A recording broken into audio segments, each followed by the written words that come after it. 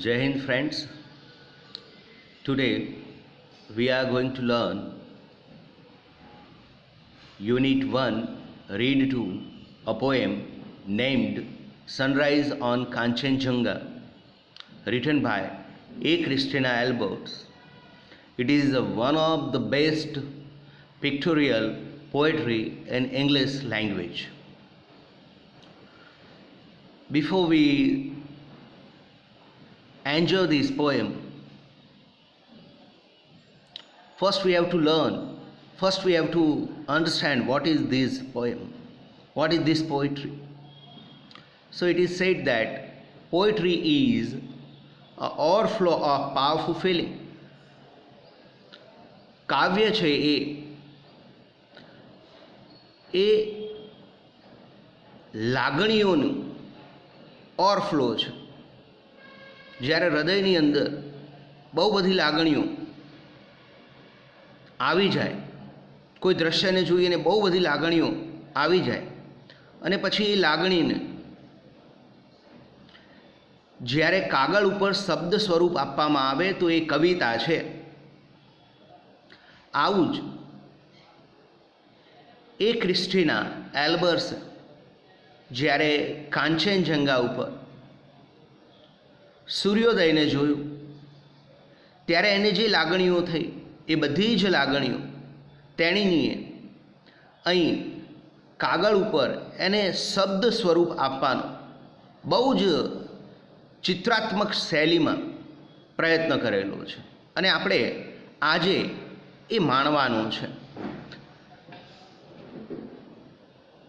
એ માણીએ પહેલાં આપણે એ સમજવું પડે કે એકચ્યુઅલી કાંચનજંગા શું છે. કાંચનજંગા એ જેમ વિશ્વમાં સૌથી ઊંચું શિખર માઉન્ટ એવરેસ્ટ છે, એમ સમગ્ર વિશ્વની અંદર ત્રીજા નંબરનું ઊંચું શિખર એ કાંચનજંગા છે. કાંચનજંગા પર સવારના 4:30 આજુબાજુ સનરાઈઝ થાય છે અને એ દૃશ્યને તમે ટાઈગર હિલ ઉપરથી બહુ જ સરસ રીતે જોઈ શકો છો.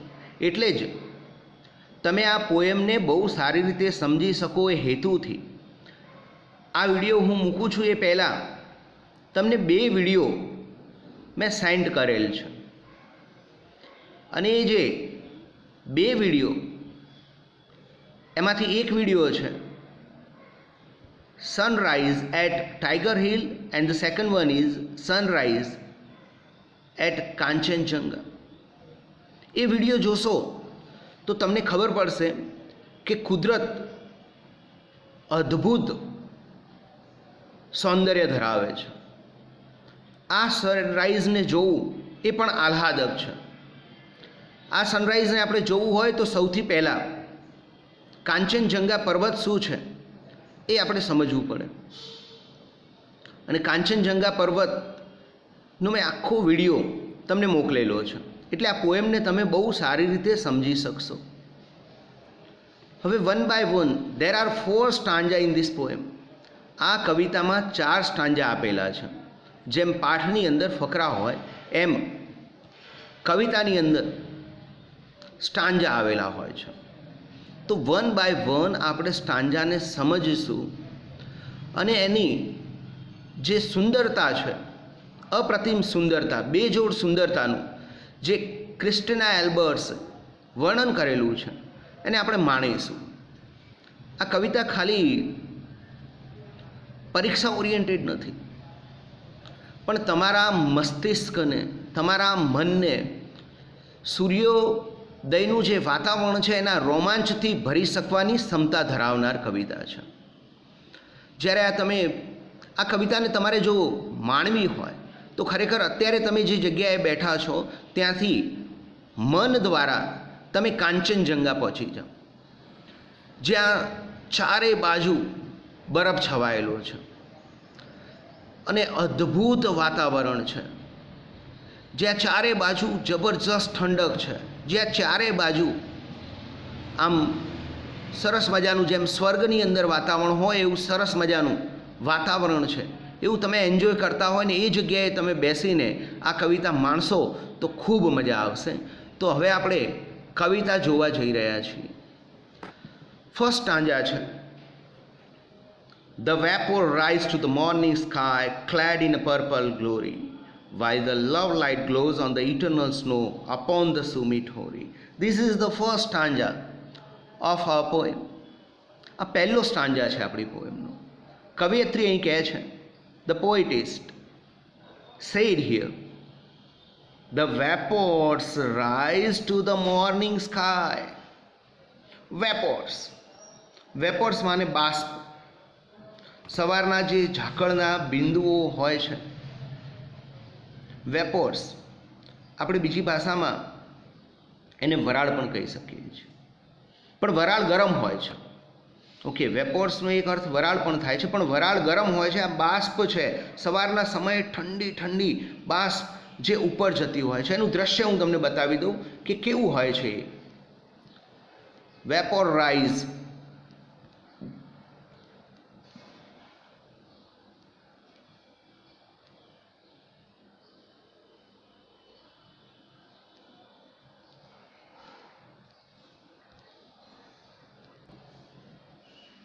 અહીંયા આ જે પિક્ચર મૂકેલું છે તમારી સમક્ષ, એમાં જે આ ઉપર ચડતી તમને જે દેખાય છે ને એ વેપોર્સ છે, બાષ્પ છે. ધીરે ધીરે ધીરે બાષ્પ ઉપર જઈ રહી છે. અને તમે કદાચ ખાસ જોયું હશે કે સવારના તમે ચા પીતા હો તો એની જે વરાળ છે એ હંમેશા ઉપર જ જતી હોય, ક્યારેય નીચે ના આવે. 2 કપ આજુબાજુમાં હોય તો એક કપમાંથી બીજા કપમાં ના જતી રહે. એ વેપોર્સનો એક ગુણધર્મ છે કે હંમેશા એ પતળી હોય છે એટલે હંમેશા ઉપર જાય છે. તો અહીંયા વેપોર રાઇઝ, આ જે બાષ્પ છે એ ધીરે ધીરે ધીરે ધીરે ઉપર જઈ રહી છે. અહીંયા તમે જોઈ શકો છો આ કાંચનજંગા પહાડી છે, શિખર છે, જેના ઉપર વેપોર્સ, બાષ્પ ધીરે ધીરે ઉપર જઈ રહી છે. ક્યાં જઈ રહી છે? ટુ ધ મોર્નિંગ સ્કાઈઝ, સવારનું જે આકાશ છે એના તરફ આ જઈ રહી છે. Clad in a purple glory, અને આ જે વેપોર છે, ક્લેડ એટલે કવર હોવું. In a purple glory, purple એટલે જાંબુડા કલરનું. સવારનું જે દ્રશ્ય હોય છે એ અહીંયા જે કાંચનજંગા ઉપર સૂર્યોદયની વાત છે, સવારના 4:30થી શરૂ થાય છે. આપણા જેમ અહીંયા નહીં કે 7 આજુબાજુ, ત્યાં આ દ્રશ્ય જોવા માટે ટાઈગર હિલ ઉપરથી લોકો 4:30 એમની નજર આ પહાડ ઉપર રાખીને બેઠા હોય છે. અને એ સમયે 4:30 જ્યારે સૂર્યોદય થાય છે, જ્યારે સનરાઈઝ થાય છે, એ સમયે આ જે બાષ્પ છે એ ધીરે ધીરે ધીરે સવારના આકાશ તરફ ઉપર જાય છે. અને એ ક્લેડ એટલે ઘેરાયેલી હોય છે ચારે બાજુ એ પર્પલ જાંબુડિયા કલરથી, એની ભવ્યતાથી, ગ્લોરી એટલે ભવ્યતા, જાંબુડા કલરથી એની ભવ્યતાથી એ ઉપર જતી હોય છે. એ દ્રશ્ય આપણે જોઈએ કેવું હોય છે. જો સવારના આકાશમાં જાંબલી સુંદરતા, આ તમે જોઈ શકો છો, આ એની ભવ્યતા છે. આખું આકાશ જાંબલી કલરથી આચ્છાદિત હોય છે. અને આવા આકાશની અંદર આ પર્પલ ગ્લોરી છે એ ઉપરની તરફ જતી હોય છે. While the love light glows, અને ત્યારે પ્રેમરૂપી જે પ્રકાશ છે, પ્રકાશ સૂર્યમાંથી આવે છે, એની પહેલી જ કિરણ આ પહાડ ઉપર પડે છે, આ શિખર ઉપર પડે છે. અને એ લાઇટ જે સવારનો પહેલી કિરણો જે હોય છે એ એકદમ ટેન્ડર હોય છે, એટલે આને લવ લાઇટ કહી છે. એકદમ કોમળ હોય છે. Okay, while the love light glows on eternal snow, અને આ જે પ્રેમરૂપી પ્રકાશ છે સૂર્ય દ્વારા જે કોમળ પ્રકાશ આ શિખર ઉપર પડે છે, એ જે બરફ ઉપર પડે છે, એ બરફ, એ સ્નો ઇટર્નલ છે. ઇટર્નલ એ શાશ્વત છે. વર્ષોથી આ સ્નો ત્યાં છે. તમે કે હું એ સ્નો બનાવવા નથી ગયા, કે નથી આપણા બાપુજી ગયા. આ વર્ષોથી શાશ્વત સ્નો છે, એટલે એને ઇટર્નલ કહ્યો છે. ઇટર્નલ એટલે શાશ્વત. આપણે નહોતા એના પહેલાં પણ એ સ્નો ત્યાં હતો. આપણા દાદા પરદાદા પહેલાં પણ એ સ્નો ત્યાં હતો, સ્નો બરફ ત્યાં હતો. અને આપણે નહીં હોઈએ પછી પણ એ બરફ ત્યાં જ હશે. એટલે એને શાશ્વત સ્નો કહ્યો છે. અને આ શાશ્વત સ્નો ઉપર આ સરસ મજાની લવ લાઇટ, સૂર્યના કિરણો ત્યાં પડે છે અપોન ધ સુમિટ હોરી. અને આ જે સુમિટ છે, આ જે શિખર છે, સુમિટ માને શિખર, હોરી એટલે એશિયન્ટ, બહુ પ્રાચીન છે. આ પ્રાચીનતમ શિખર ઉપર હવે આપણે સમજવાનો પ્રયત્ન કરીએ. Upon the summit hoary, hoary એટલે એશિયન્ટ, ઓલ્ડ, સિનોનિમ્સ પૂછાઈ શકે. What do you mean by hoary? તો આપણે લખી શકીએ હોરી મીન્સ ઓલ્ડ, એશિયન્ટ. આ જે એશિયન્ટ શિખર આવેલું છે, જેના ઉપર શાશ્વત, ઇટરનલ્સનો શાશ્વત બરફ છે, એના ઉપર લવ લાઇટ ગ્લોઝ, સૂર્યની કોમળ સોનેરી કિરણો એના ઉપર પડે છે અને ભવ્યતા અનુભવે છે. Clad in a purple glory, અને જે પર્પલ કલરથી ભવ્ય થઈ છે એવી વેપોર્સ એટલે બાષ્પ rise to the morning sky, એ સવારના આકાશની અંદર જાય છે. તો આમ અહીંયા ફર્સ્ટ સ્ટાન્જાની અંદર આપણે સમજ્યા, આપણે જોયું કે કેવું આહ્લાદક કાંચનજંગાનો સૂર્યોદય છે. હવે સેકન્ડ સ્ટાન્જાની વાત કરીએ આપણે. And the Himalayas queen, calm and serene, return the heavens greeting in a robe of white, bathed in a golden light, where earth and sky are meeting.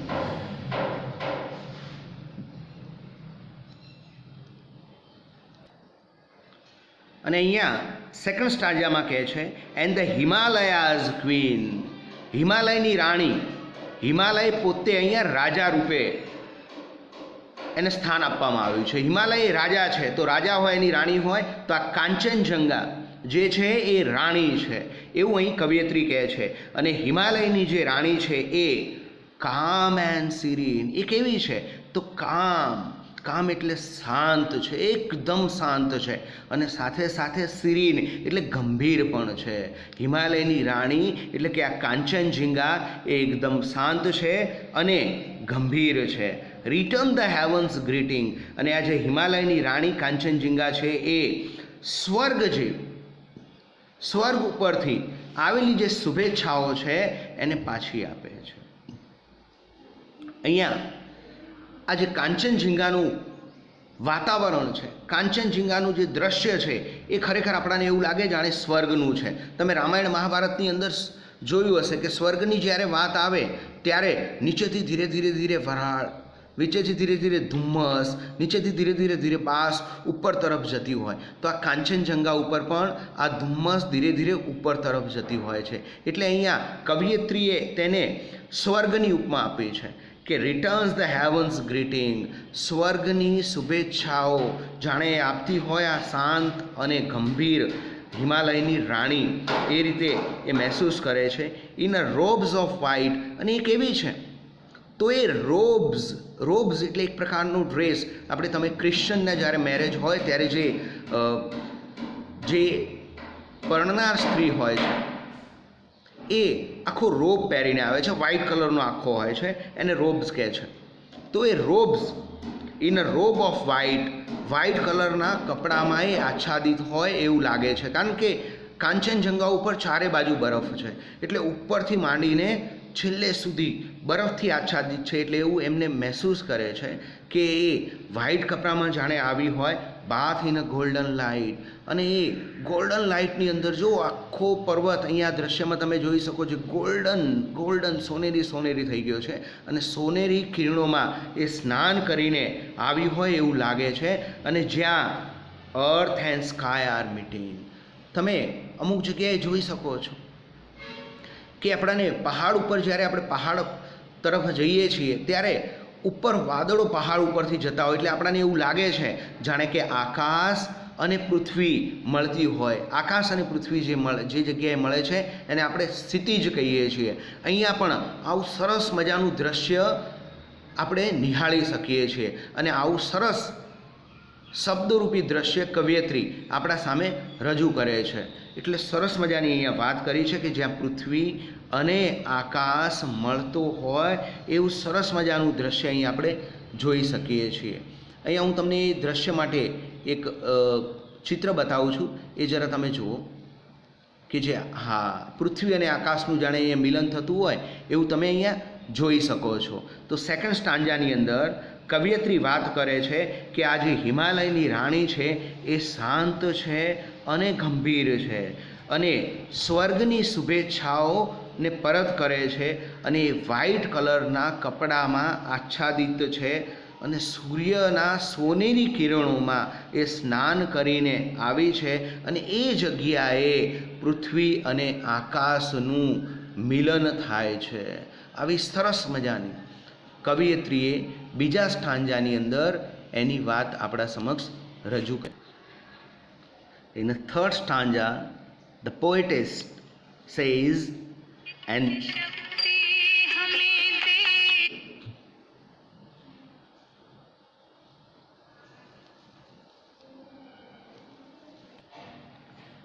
In the third stanza, the poetess says, "And the morning dew and a mellow hue paint her cheeks with a fairy finger, while over the reel and the sun-kissed hill the love light gently lingers." Third stanza માં કવિયત્રી કહે છે, "And the morning dew, સવારની dew માને ઝાકળ, dew DEWS, dew માને ઝાકળ, સવારની જે ઝાકળ છે. એન્ડ ધ મેલો હ્યુ, મેલો એટલે ભીનાશ પડતો અને હ્યુ એટલે વિવિધ કલરની છાયાઓ, વિવિધ કલરના શેડ.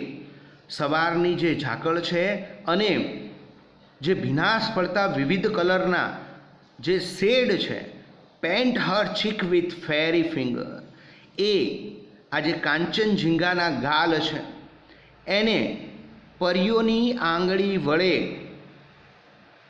પેન્ટ કરતું હોય એવું એને લાગે છે, પરીઓની આંગળી વડે.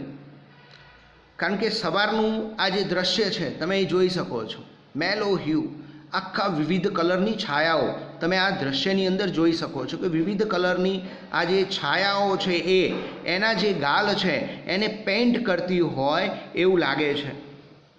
And the sun kissed hills, અને સૂર્ય છે એ આ જે હિલ છે, આ જે ટેકરીઓ છે એને આલિંગન આપતો હોય એવું એ મહેસૂસ કરે છે.